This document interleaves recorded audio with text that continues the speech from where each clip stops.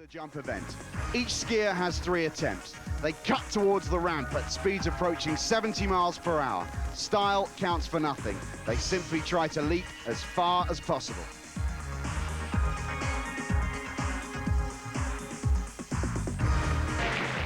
The women's event, Kim de Macedo of Canada, progressing well in the overall event, and a good performance here would push Canada to the top of the team competition. Nothing special on her first jump, but here's the second. Well, she has a personal best, Clint, of somewhere just over 40 meters, so she's capable of breaking the 40-meter barrier. And having jumped to Kim and seen her perform this week, she is absolutely full of grit this week, very determined character. She was a little bit disappointed to be left out of the Canadian team to start with, so she very much has a point to prove, and it's another very good cut. That's a long jump. Did you see the cut between the wake and the ramp? Well, was she going for it there? That's a long jump. I don't think it's 41 meters, but it's a long jump.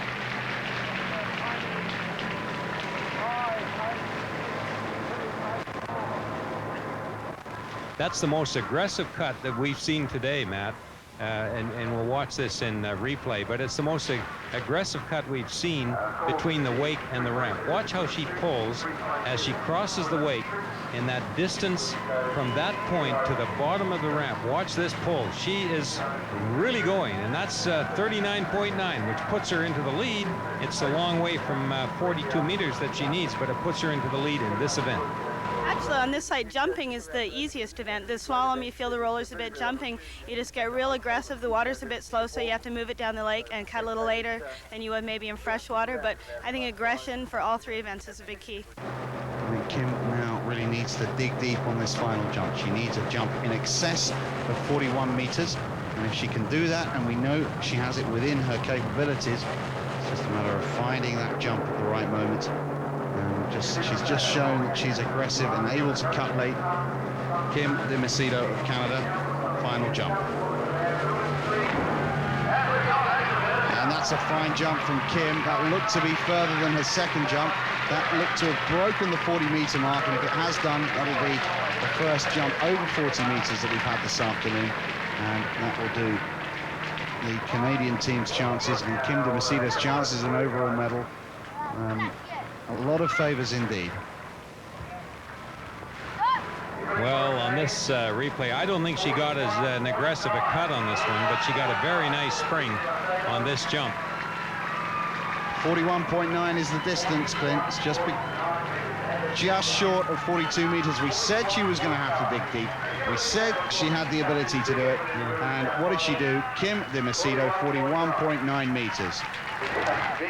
So with that distance, Kim took the lead both in the jump and in the overall competition. The one person who could beat her in the overall was next on the water, Natalia Rumiantseva of Russia. She's only 3 points out in the overall lead right now. That's how far Kim de Macedo passed her. So she needs 37.3. If she can go 37.3, she's back in the overall lead. So Kim de Macedo may be in the limelight for a very short period of time. I'm not sure on that jump. It was a good opening jump, but it wasn't quite sterling enough, I don't think, to get her back in the overall lead.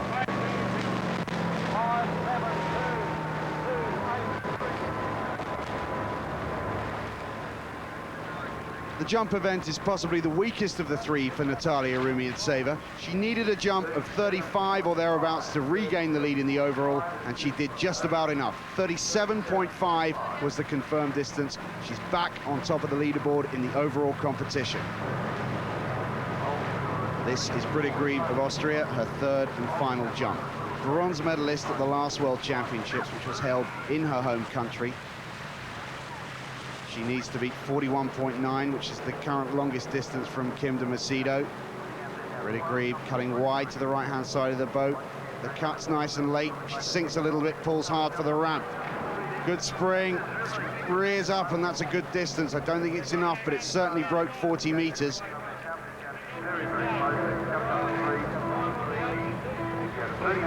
It's characteristic of her style, though. She really kicks at the top of the ramp and throws her head back. It's a matter of trying to get a really aggressive jump or leap from the end of the ramp, but she does get a very good cut here. She did get the timing in between the two.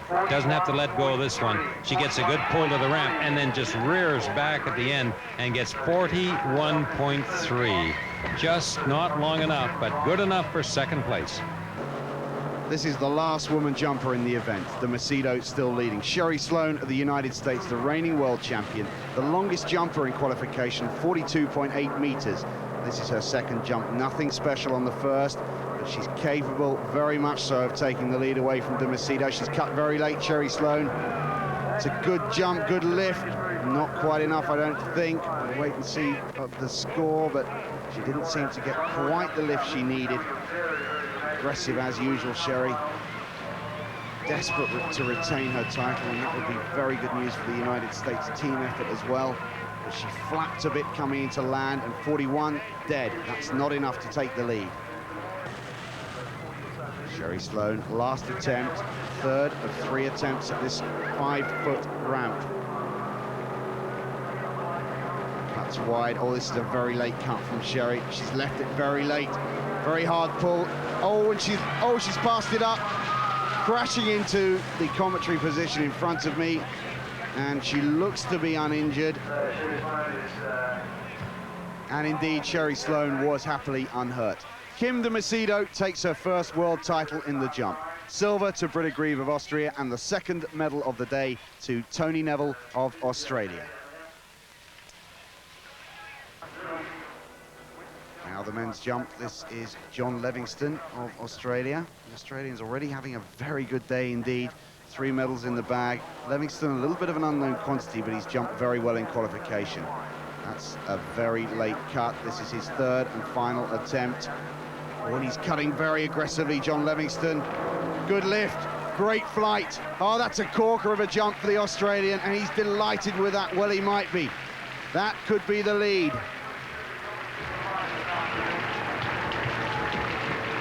And the Australian squad having a very good day here at the World Championships.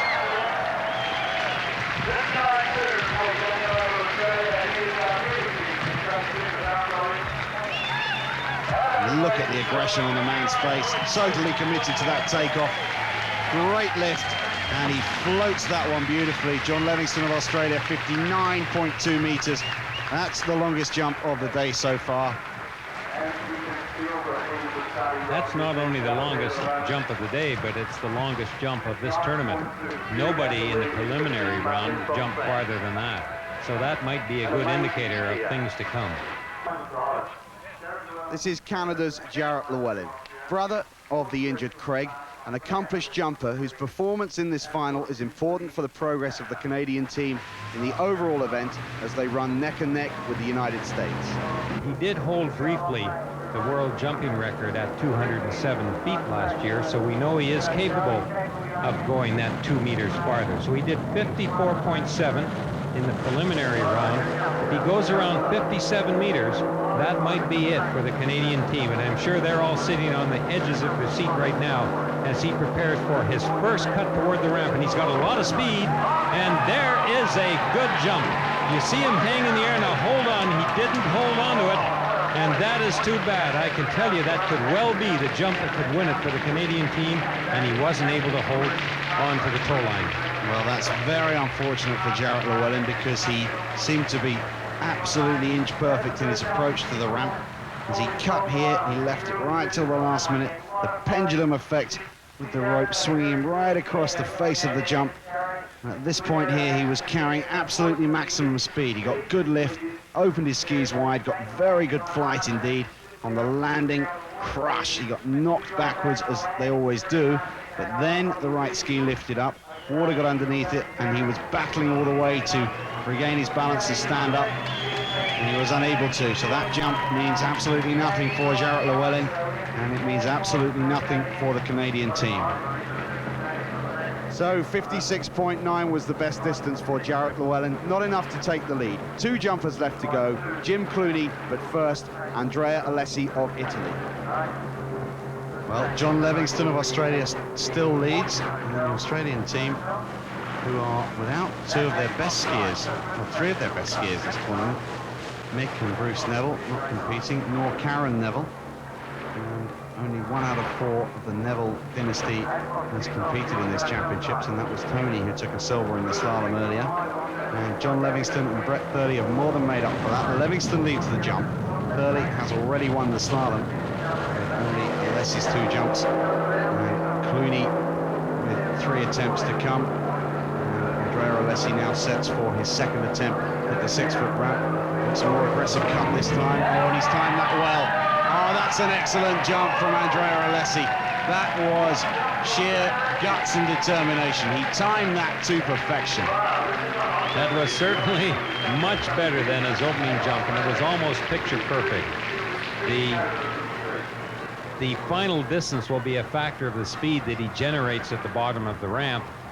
From this cut, digs the skis in, has to now pull very hard, the sling holding his arm in. He gets that extra little cut. He gets that dynamite spring off the end of the ramp. And that's a picture perfect jump. And there it is, 59.7. That's the new lead for the European champion, Andrea Alessi. Livingston's jump of 59.2 has been surpassed by half a meter by Andrea Alessi, so he now goes into the lead. And John Livingston, who's guaranteed a medal now, whether it be silver or bronze, and he must now sit out and watch and see which color it'll be, because Alessi, who is already the 93 European champion, now aims to get the world title under his belt as well. As well as the win, he also has to deal with the last jumper, Jim Clooney of Canada. Alessi, 1 more attempt. Crossing the wake on the counter cut to arrive at the perfect position to get that cut back toward the ramp.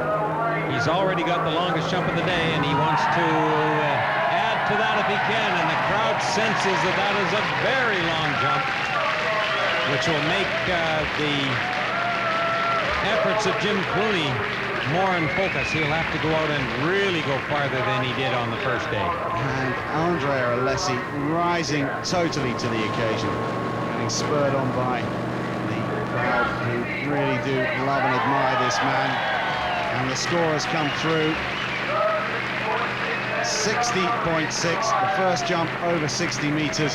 60.6 for Andrea Alessi. And Clooney is really going to have to pull out something. The Italians are flocking around Andrea Alessi as he arrives back on the beach. There's an Italian flag being brought out for him to hold, but he knows that it's not over yet, because Jim Clooney, who won the preliminary round, is yet to jump. Jim Clooney getting himself placed on the counter cut, and he'll figure out now when to cross the wake to get in position for that final cut to the ramp. He's out there, he hopes he's in the right position. He wants to get a lot of speed to the ramp. He's got a lot of speed coming up on it. And nice jump for Jim Clooney. And nice opening jump, but it is not as long as the longest jump we just saw. Clooney, just 24 years of age, from Tisdale in Canada. Jump specialist, doesn't compete in slalom or tricks. And he's the 1992 Moomba Masters jump champion. And he was a member of the Canadian team that took the title in the Worlds 2 years ago. But he really does have his work cut out now. A distance of 56 meters in the first jump. Jim works in consistently in the 190s. To go 200 feet to win this tournament might be a little too much to ask, but if he does it, this crowd will go wild, because it'll be probably one of the most exciting things seen in water ski competition. And he's coming across the wake. He's got a lot of speed. He's got a very, very nice jump going, and we'll have to wait for the measurement. It has to be 61 meters, remember, if he's going to win this competition, and that is a very long jump, a tall order. I'm not sure he made it on that one. John Livingston of Australia is in second with 59.2, and that jump of 58.7 of Jim Clooney's puts him into third at the moment.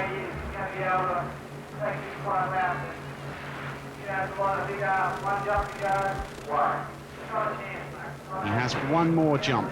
He needs to jump 61 meters or thereabouts to challenge his rival and friend Andrea Alessi, who leads for Italy. Clooney, last chance, cuts late. He needs to get very wide this time. He's getting a lot of support from the crowd. It's a late cut again from Jim Clooney. He's attacking the ramp. It's a big jump. It's a great big jump. Is it enough? I don't think so. He needs to put, oh, and he's lost the jump. He's lost the jump. Clooney has blown it. So Andrea Alessi adds the world title to his European title won earlier in the year, the 1993 World Jump Champion. And who knows, it may have been a different story if Clooney had held that last jump. Livingston the silver for Australia, Clooney the bronze.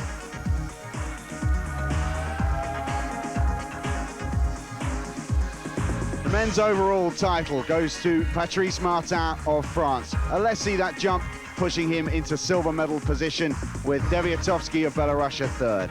Natalia Rumiantseva of Russia takes the women's overall. De Macedo, the silver. Judy Messer of Canada, the bronze medal. In the team competition, it's Canada again by the smallest of margins. Silver to the United States of America. France in third, they take the team bronze medal. Italy 4, Russia 5, Australia 6, and Great Britain in 7th place. We hope you've enjoyed our coverage of the 1993 World Water Skiing Championships. The next World Championships are in 2 years' time in the south of France. But for the moment, from me, Matt Chilton, and from Clint Ward, goodbye from Singapore.